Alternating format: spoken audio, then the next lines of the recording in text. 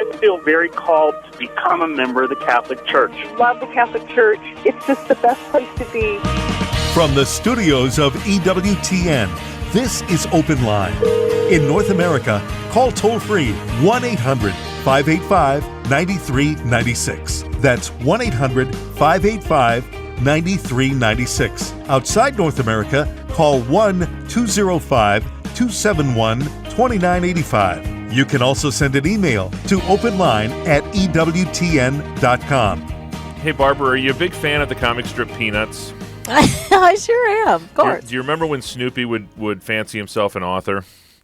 Yes. And he went through a period where everything he wrote started the same way.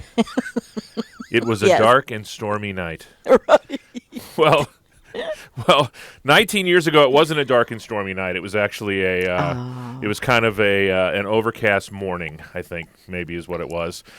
And it was actually yesterday, on the 20th of February, 19 years ago in Des Moines, Iowa, of all places. Of all places. Of all places, there had been somebody that we had known about, that we had heard about for many weeks.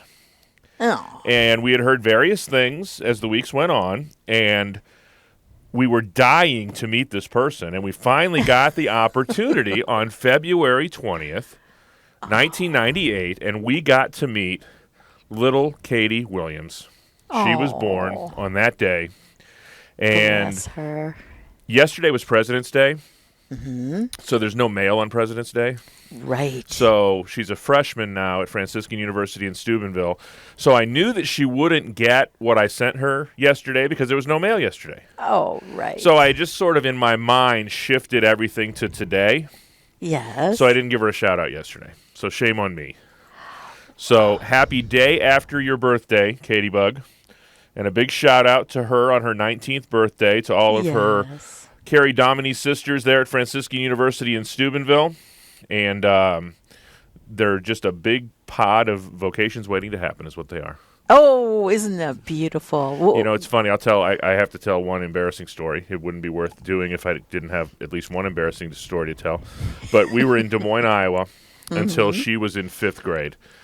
And when she was probably in kindergarten or 1st grade, something like that, my wife Susie asked her if she had ever thought about being a sister. Yes. And her answer was, "Oh, no, Mama. If I were ever a sister, I would have to be with Mother Angelica." Oh, is that sweet? And little did she know that she would end up moving to Birmingham, Alabama. How about that? How about that? Boy, you just never know your road. Be the road you're going to take. careful what you wish for, right? There you go. And they have wonderful Franciscans there at Franciscan University. Absolutely. Third-order regulars, they are fantastic. No question about it. 1-800-585-9396 is our toll-free number. It's Pro-Life Tuesday here on EWTN's Open Line, 1-800-585-9396. If you're outside the United States and Canada, your number is 1-205-271-2985. That's 1-205-271-2985, and we'll put you straight to the front of the line. If you have an email, you can send that to Barbara at openline@ewtn.com, or you can text your question. Text the letters EWTN to 55000. Wait for a response. Text your first name and your question. I'm Jack Williams. The lovely and talented Elena Rodriguez produces the program. Our call screeners, Mr. Matt Kubensky, and Jeff Burson handles all of our social media endeavors. Our hostess, she is every single Tuesday, the one, the only, Barbara McGuigan. Barbara, how are you? I'm fine, Jack. How about you? You know what? If I were any better, I'd be jealous of myself. That's great. I've got an email from Maria. You ready for it? I'm ready. Hello, Barbara. My husband is a fervent listener of Catholic radio, and he suggested that I email you with some questions and doubts in regards to my fertility. My husband and I have been married through the Catholic Church for almost 3 years and have been trying to get pregnant for 2.5 years without any success. After trying naturally and much prayer, I decided to see a fertility specialist. In June 2016, they diagnosed me with PCOS as my progesterone levels were extremely low. I was put on Clomid for 6 months, and even though it regulated my menstrual cycle and made me ovulate, I was still not able to get pregnant.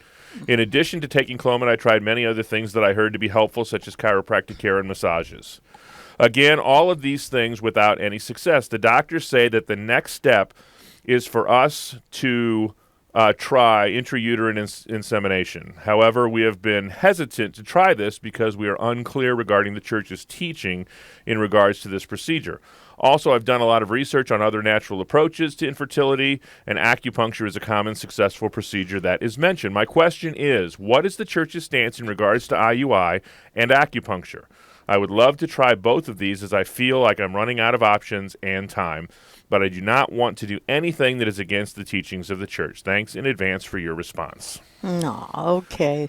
Well, dear and good Maria, thank you for writing to me and for your trust in the wisdom of the Catholic Church, which of course is the voice of the Holy Spirit. However difficult the emotional and physical strain may be to remain faithful, I totally get that. We can never go wrong trusting in the voice of God. Know that I will pray that God, seeing your sincerity to do his perfect will, which is a beautiful thing to see, I pray he will bless you mightily with fertility. I also understand that infertility treatments offer hope when a situation causes one to be despairing. And there are reasons for hope. Are you aware of NAPRO technology? Dr. Hilgers, the first and foremost doctor who discovered the Creighton model program, boasts an overall pregnancy rate of up to 50% for patients of all ages in diagnoses, with rates as high as 80% for many couples. And these success rates are 2 to 3 times higher than results from the leading artificial technologies. On your behalf, Maria, what I did was I consulted with an expert in NAPRO technology, a dear friend, Dr. Teresa Stegen. She writes, quote, intrauterine insemination, or IUI, is not licit for Catholics if it is performed in the way that it is almost always performed.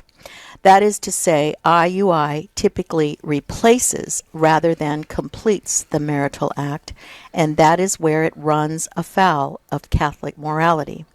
Intercourse, or I'll be calling it the marriage act, must remain intrinsically linked and, in other words, open to procreation for an infertility treatment to be moral, just as procreation must remain intrinsically linked to the marriage act for it not to be contraceptive. Most infertility specialists do not perform IUI in a way that completes the marital act, but rather replaces it altogether, which typically involves self-abuse by the husband, and the woman is inseminated without any marriage act taking place at all. This is never licit, she said, for a Catholic because of the divorce of the marriage act from procreation, not to mention the sin of self-abuse. Bottom line is that it is incredibly difficult and potentially impossible in the view of some moral theologians for a Catholic to have IUI done in a moral manner. And that's if they can even get the infertility specialist to agree to it in the first place. A moral consult, she advises, with the National Catholic Bioethics Center or Sister Renee Merckx at the Pope Paul VI Institute would be highly advisable. A final strong word of caution for any Catholics who contemplate this. It is guaranteed that their participation in IUI will be used to help slide them into what? IVF. IUI, she said, actually has a very poor success rate in the teens and even less percentage-wise. But when it fails, it's very easy for the infertility doc to dangle IVF as the answer to the failed IUI, and infertility patients who have had their hopes dashed. Failing IUI are extremely vulnerable to jumping at this new offer of hope in the form of IVF, in vitro fertilization is what that stands for, which is always illicit. So from a slippery slope perspective, IUI is a danger in that it preps a couple to accept IVF when it doesn't work. End quote. Now, Maria, IUI and IVF frustrate the unitive aspect of the marital act. The unitive or bonding aspect encompasses the personal and spiritual good of the spouses. See, the church is concerned not just about the child that could be conceived, as of course they are, but also for the spouses as well. And objectively, serious sin is never permitted as a means to a good end. Here's why. There is an unbreakable connection between the unitive and procreative aspects of the conjugal act. This inseparable connection, and I'm using now the words of Pope Paul VI in Humanae Vitae, number 12, was established by God, this inseparable connection, and man is not permitted to break it through his own volition. In other words, just as the person is an integration of the physical and spiritual, every conjugal act should be ordered to the physical and spiritual good of each spouse, with the physical goods, pleasure and reproduction, and the spiritual goods, primarily joy and gratitude, are derived from knowing that our spouse accepts and embraces all that you are. Nothing is being held back. Never your fertility. In other words, I give you all that I am. You see, contraception says, I give you all that I am except my fertility. I receive all that you are except your fertility. Now, an interesting point. When a couple is struggling with infertility, and this is a beautiful thing, every marital act is pregnant with the hope that God will work a miracle. Because when you think about it, conception is the direct intervention of Almighty God. Just like a miracle, just like the Eucharist. And the unitive or bonding aspect is surely a spiritual benefit to the couple who are participating in a total gift of self. There's always something there. That is the consolation. Even in an infertile couple, you still have the bonding aspect. You still have that there. So this is precisely why techniques such as IUI or IVF cannot bring about the spiritual goods unique to marital intercourse. Husband and wife can give themselves person to person, not person to catheter to person, or person to petri dish to person. You see, a third party has come between the person to person, body to body communion of husband and wife. IUI and IVF are not conjugal acts. They are not extrinsically exclusive, because when you think about it, these procedures can produce a baby between two people who've never met. We see how that's going on. So, and then there's also the rights of the baby, and then I will stop. The rights of the baby who deserves and has a right, the baby has a right to be created through the loving union of two persons, an act which the Catechism 2335 states the couple extends to God an invitation to enter into and bless their sexual union in whatever way he desires. You see, you gotta let God be God. This idea that a child has the right to be created by God through a specific personal act is especially stressed in Donum Vitae, which states, conception in vitro is the result of the technical action that presides over fertilization. The generation of a human person is objectively deprived of its proper perfection. I love that. Namely, that of being the result and fruit of a conjugal act in which the spouses can become cooperators with God. Think of it. For giving life to a new person, not manipulators of God's plan, and the only setting worthy of human perfection. And we'll be waiting on pins and needles to hear what you have to say about acupuncture. The number's 1-800-585-9396, toll free anywhere in North America. 1-800-585-9396. Open Line Tuesday with Barbara McGuigan.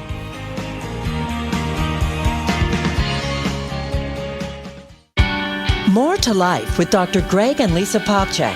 More to Life is about living the Catholic difference in our marriages, our families, the way we approach life in general. It's about celebrating life and our Catholic faith and discovering all the ways God wants to bless us and help us be a blessing to others. More to Life with Dr. Greg and Lisa Popcak. Weekdays, 10 a.m. Eastern on EWTN Radio.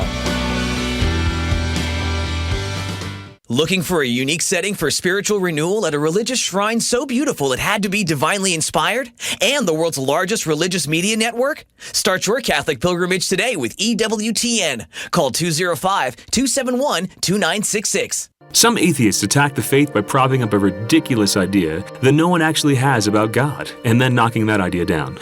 Many proponents of atheism claim that we Christians believe in a God that's like a mythological creature flying around in space. The lead atheist, Richard Dawkins, has famously said that we might as well believe in a flying spaghetti monster. And an atheist Russian cosmonaut is credited with looking around in space and saying, "Well, I'm here, and I don't see God anywhere." Friends, that would be like Frodo reaching the summit of Mount Doom and saying, "I'm here looking around and there's no evidence of J.R.R. Tolkien anywhere."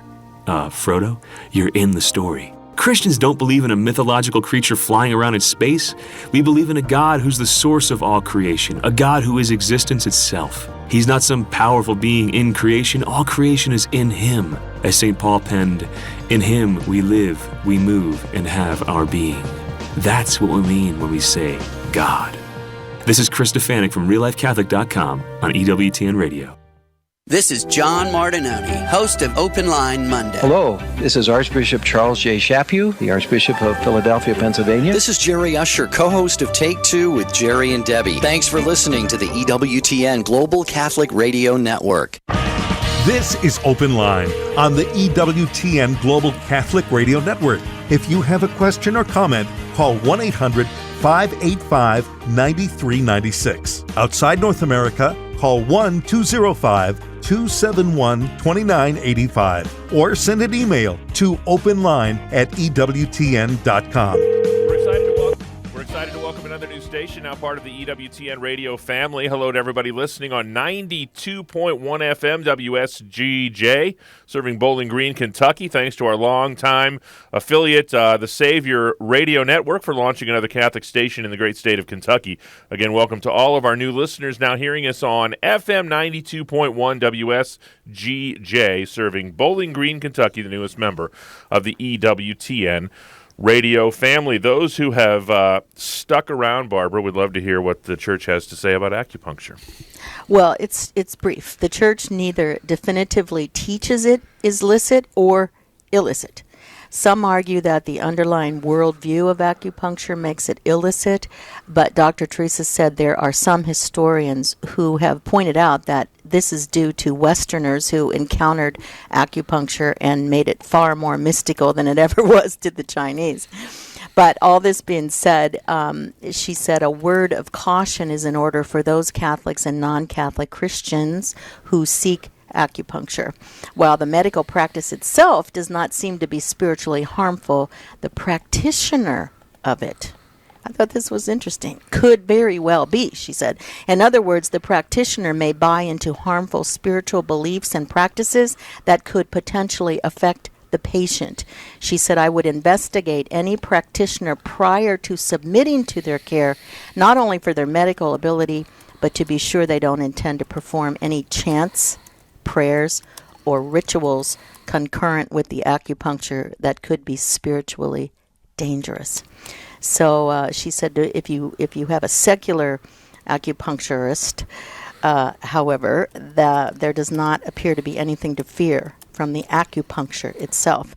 She said she's had a number of patients successfully combine acupuncture with her approach to infertility, which of course was founded by Catholic OB/GYN Dr. Hilders and is known as NAPRO technology. So that's it. Our leadoff hitter today on the phones is Pete. He's in Columbia, South Carolina, listening to EWTN on Catholic Radio in South Carolina. Pete, thanks for holding. You're on with Barbara.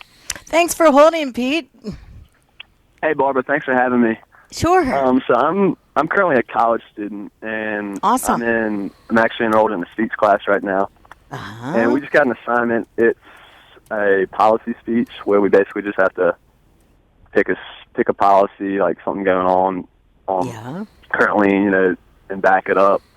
And it's 5 to 7 minutes, and then afterwards there's like a period for questions. Mm-hmm. And I put a lot of thought into what I was going to do, and I decided to take a pro-life stance. Oh, you are just blessing my heart right now, good man. I mean yes, it. Man. Yeah. And I really don't know.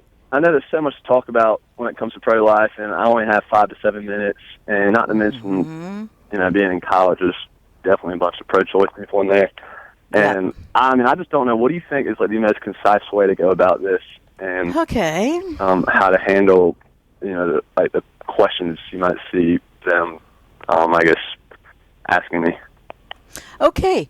I would say, and thank you for doing this. God love you. I mean, you just do my heart good to hear this today. A policy speech, I would look at the Constitution, particularly at the Declaration of Independence, because this is what we're following. It's godly ordained, life, liberty, and the pursuit of happiness, right? If you don't have the right to life, you cannot be free, and you certainly can't produce happiness as a dead person, right?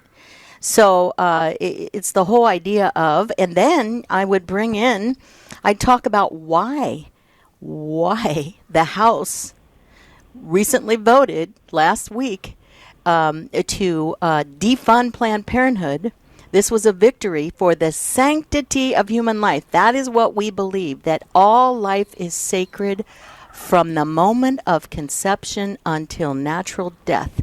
And the U.S. House of Representatives voted 230 to 188 to overturn a rule that former President Obama established preventing states from defunding Planned Parenthood. Here's why. Get into all the whys. HJRES 43 is the bill.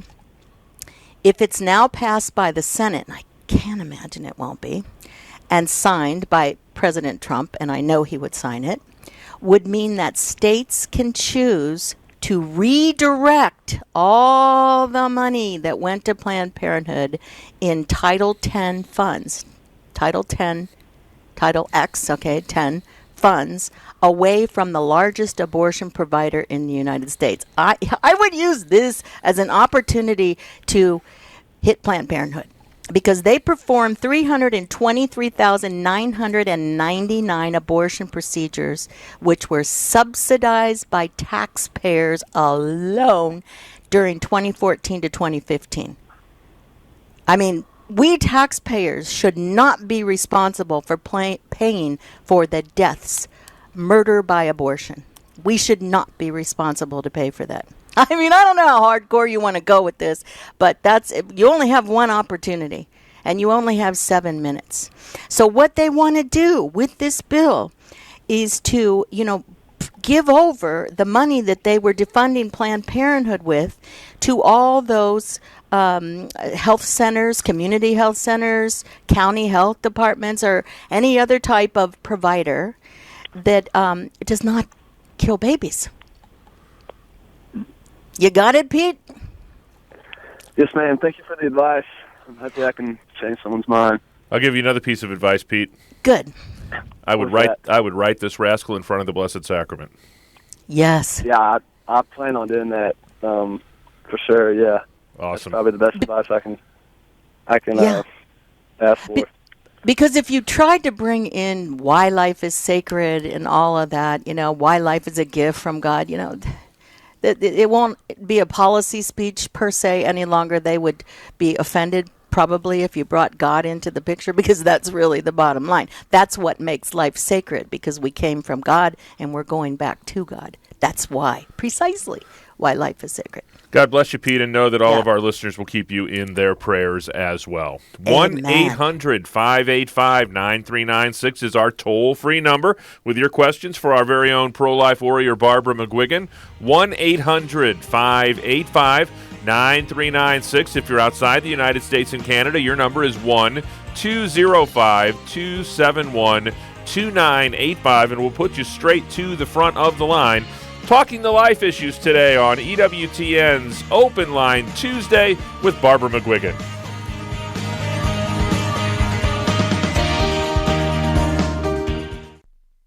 Teresa Tomeo. Every time I go to Mass and see my husband serving on the altar as a deacon, it hits me how, with God, all things are possible. I mean, there is no way that we should be still married, number one, based on all the problems we had. But number two, the fact that I'm in Catholic media and my husband is a deacon is simply a testimony to the power of God and the teachings of the Church that saved our marriage and, more importantly, our souls. Catholic Connection with Teresa Tomeo. Monday through Friday at 9 a.m. Eastern on EWTN Radio. No Catholic radio station in your area? Perhaps God is calling you to get involved. Learn more about starting a Catholic radio station where you live. Contact Jack Williams, 205-795-5756, or jwilliams@ewtn.com today.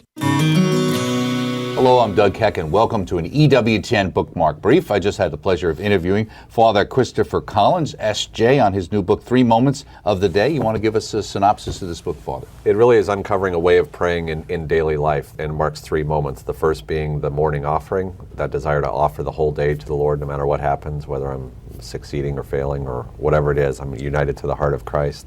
At the end of the day, to do a review, to do an examine of the day, say, how did that gift go in the course of the day? And then the third moment being the Eucharist itself, the liturgy itself, and how is it that that's kind of foundational for a way of thinking about all of our lives, our ordinary daily lives. Well, we here at EWTN love the devotion to the Sacred Heart, so thank you so much. Speaking here with Father Christopher Collins. His book is 3 Moments of the Day. Look for the entire interview coming soon to EWTN, and check out the book at EWTNRC.com. And this has been another EWTN Bookmark Brief. Thanks for being with us. Hello, this is Bishop Robert Baker from the Diocese of Birmingham in Alabama. I'm Peggy Normandin, but you can call me Catholic. Hello, friends. This is Father Wade Menezes of the Fathers of Mercy. Thanks for listening to the EWTN Global Catholic Radio Network.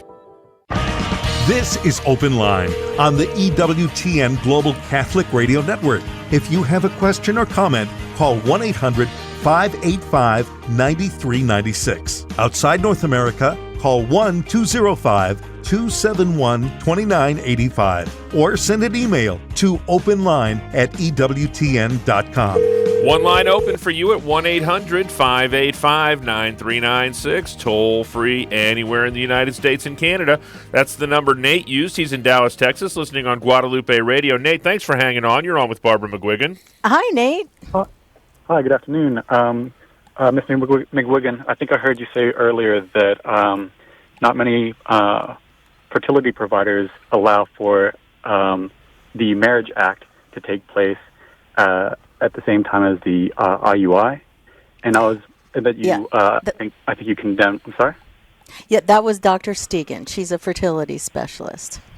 Okay, so I was wondering, why can't 2 loving Catholics perform a Marriage Act like as early or as recent as the day before, and then get the treatment the next day? Why does it have to be that same, for lack of a better term, batch? Okay, that's a really good question. And I think it's because it's kind of manipulative. You're hoping that your specific conjugal act is producing a child, but all the while you're trying to just get over the fact that it was with the use of IUI. So it's not the way God intended for it to be. You're kind of going around it, right? You're kind of going around it. The baby has to be created through the loving union of 2 persons. And the problem is, did you hear my beginning statement? I guess you did, because you're asking the question. It sets you up for IVF because, according to Dr. Stegan, who is a fertility and a NAPRO technologist, it rarely works. It doesn't work very well.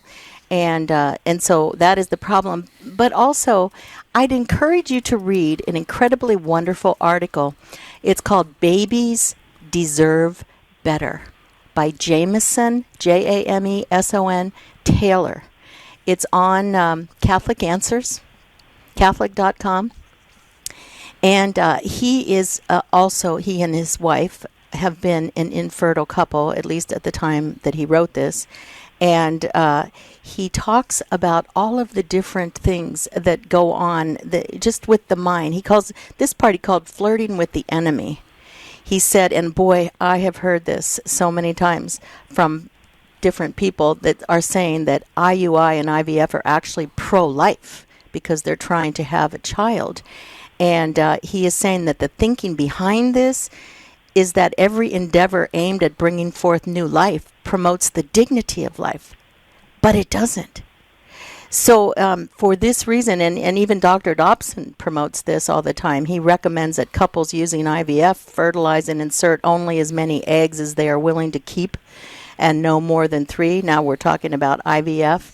But and then he brings up something else that I read here too, that ironically, and it is ironic when you think about it, many couples using IUI and IVF in their late 20s and mid-30s were contracepting earlier in marriage.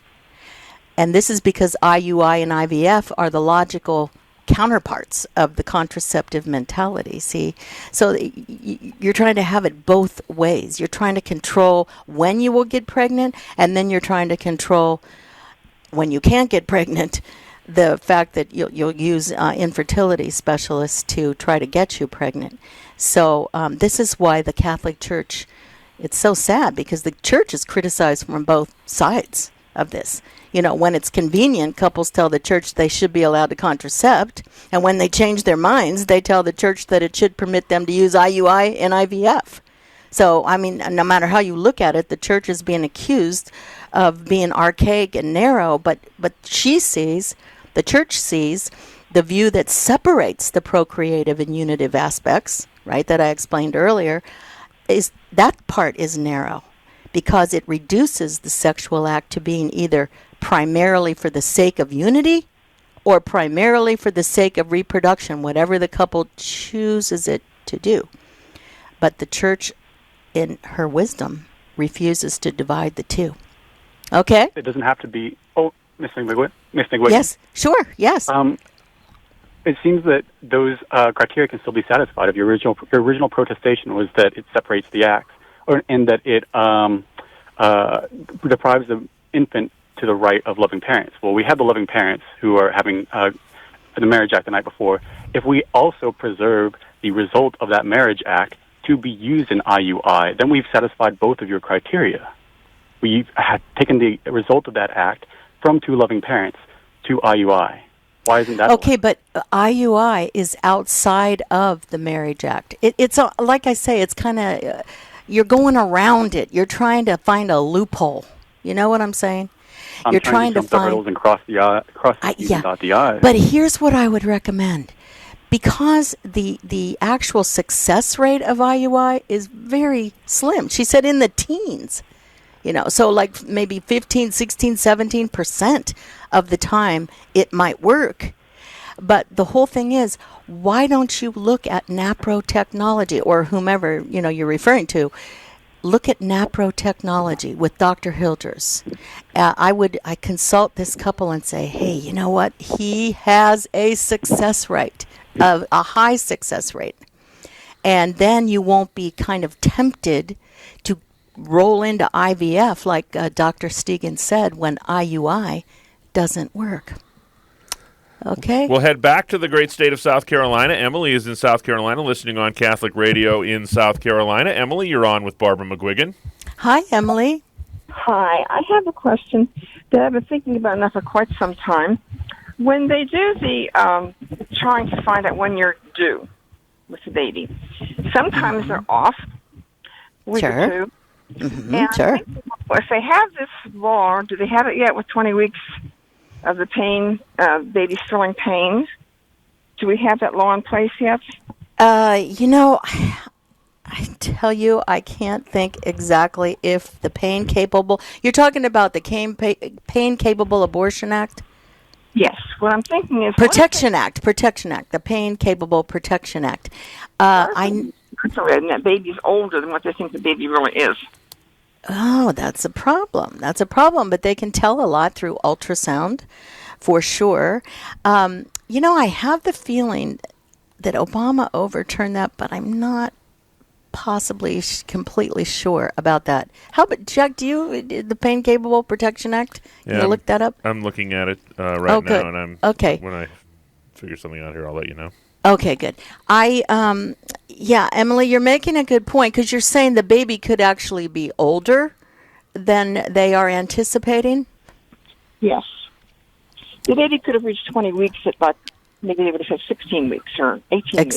Exactly. Well, through ultrasound, you can pretty much tell, because basically this was a late-term abortion they were talking about, and they can pretty much zero in through ultrasound. Now, if the abortionist does not use an ultrasound machine, like, I just did an interview with Ann McElhinney and with Gosnow. He would not even use an ultrasound machine when someone would come in with a pregnant belly that could very easily have been a late-term abortion. He didn't even use it. So it all depends on the ethics, I suppose, of the abortionist, which we can't hope for too much there. But anyway, yeah, it's a good question, though, and I'll find the answer for you. Okay, Emily? Thank you very much. You're welcome. God bless you. You too. Bye. 1-800-585-9396 is our toll-free number, 1-800-585-9396. Robin's in San Antonio, Texas, listening on Guadalupe Radio. Robin, you're on with Barbara McGuigan. Hi, Robin. Hi, Barbara. How are you this afternoon? I'm great. About you? How about you? I am blessed.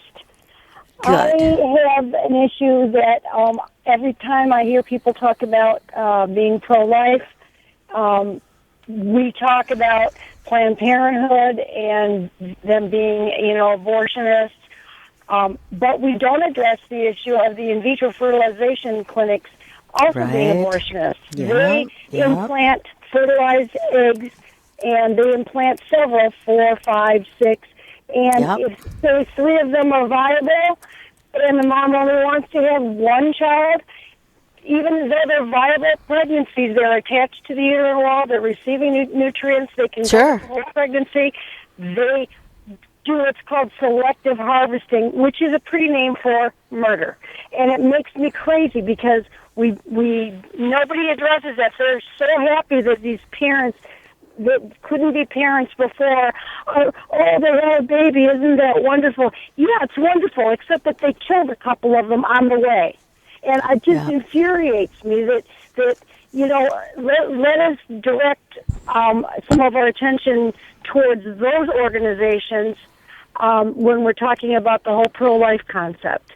Yes, and even you're so right. And even when people say, "Oh, well, I just want twins," but then they have 3 or 4 babies or even more, they go for, as you said, selective reduction, or they freeze the other ones, cryopreservation, or this is what kills me. They will possibly create in the petri dish unite the sperm with the egg, right? And then they will use genetic selection. They will look at the gene pool and find out which of the babies will have a better chance of surviving. And then what do they do with the other one? Throw them down the sink.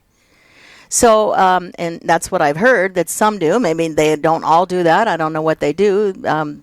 Sometimes they treat them as medical waste, wrap them up in a bag and, put them in an incinerator of some kind. But it's all not good. It's not good. You can't use a human life as a commodity.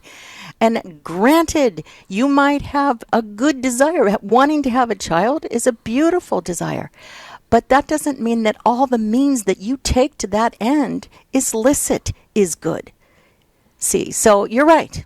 You're right. Absolutely right. We have to speak the truth, but always in love, because you're looking at these poor souls who are infertile and they want so much to conceive that you have to be very, very gentle as you possibly can be in speaking the truth to them.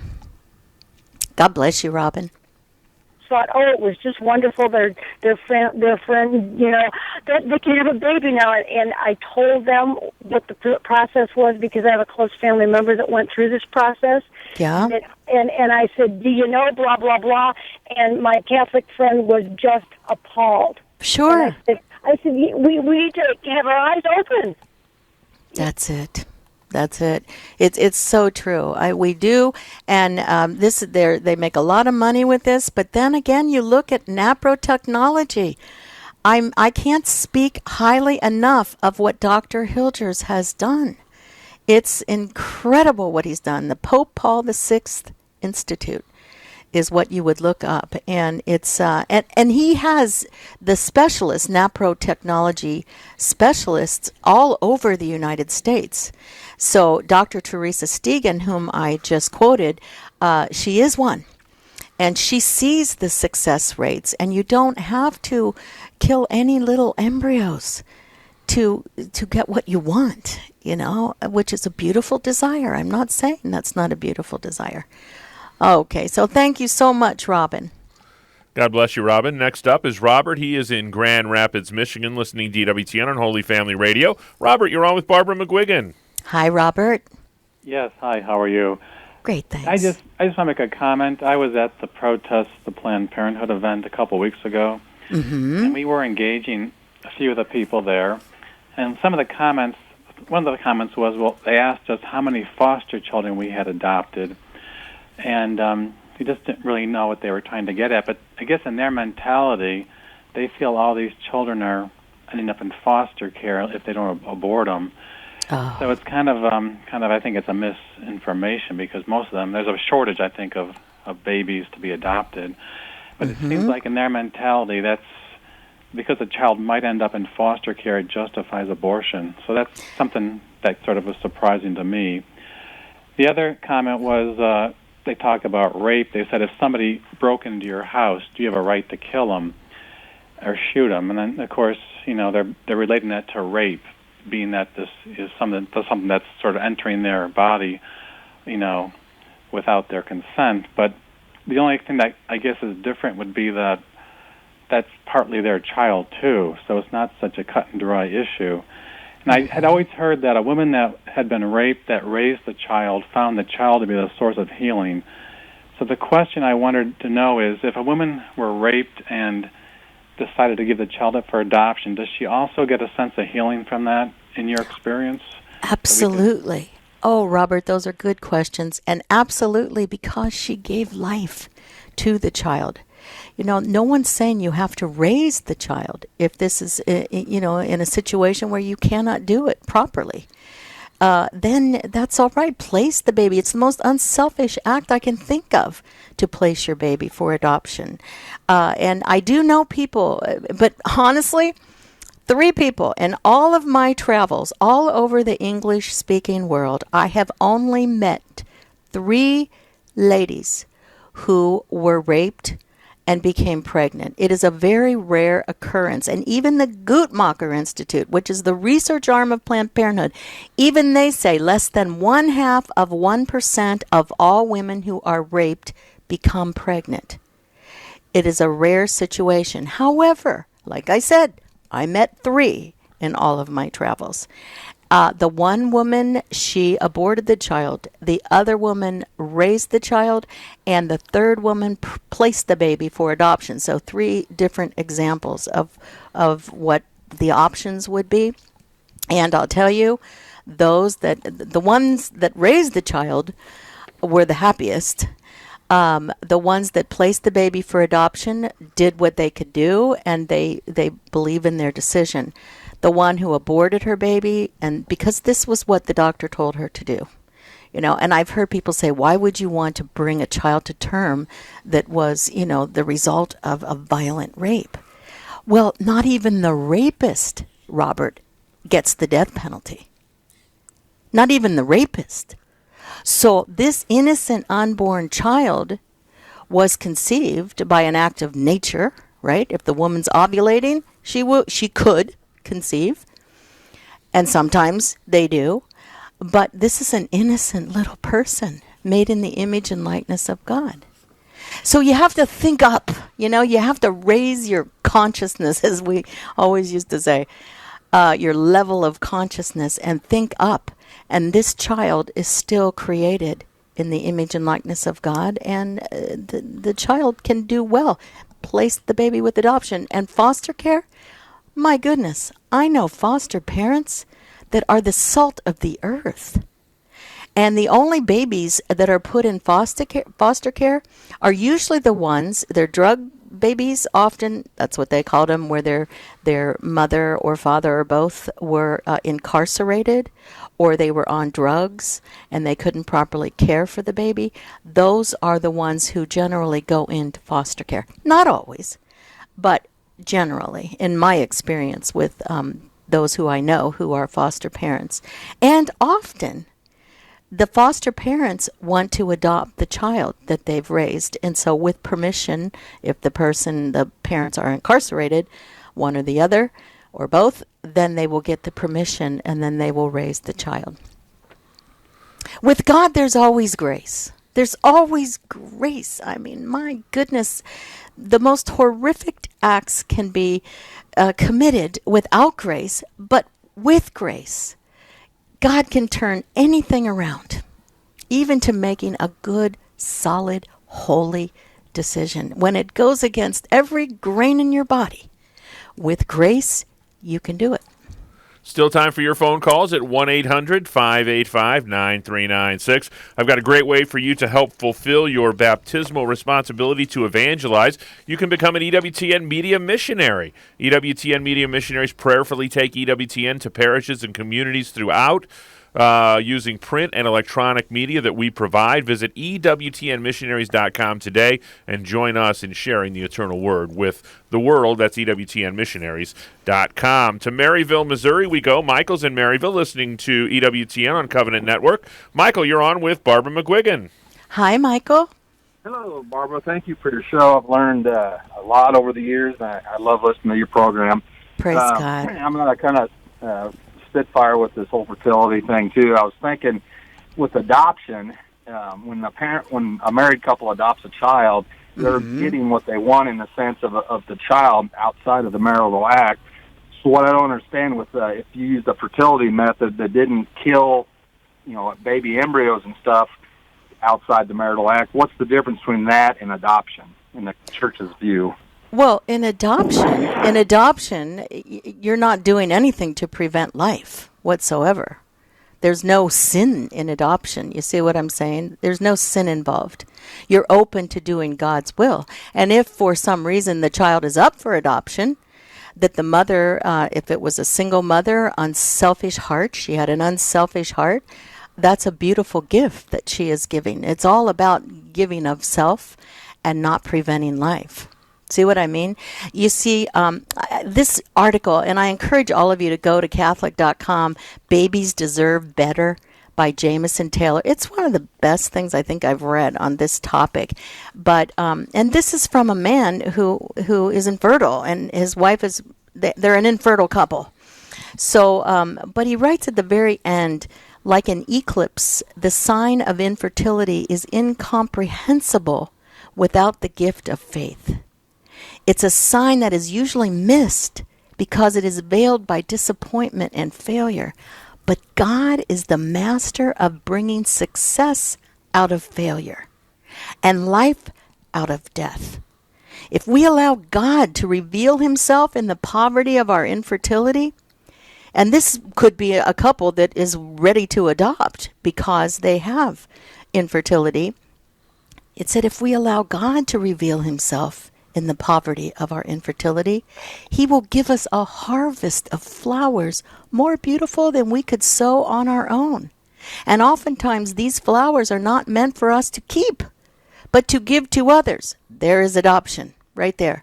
For the unwed mother, infertile couples impart the gift of hope. There's hope for her baby. For the couple delaying childbirth, infertile families will provide motivation. I mean, it must, I know a woman who, it breaks her heart every time she would meet someone, she was a great pro-lifer, who would, be crying over abortion when she couldn't even get pregnant, or miscarriage even. It's just so sad for these people. And for the orphan, infertile couples present the chance of a new life. See, so there's so much beauty in this. And if you look at Catechism 2379, it says spouses who still suffer from infertility after exhausting legitimate medical procedures, they should unite themselves with the Lord's cross, the source of all spiritual fecundity.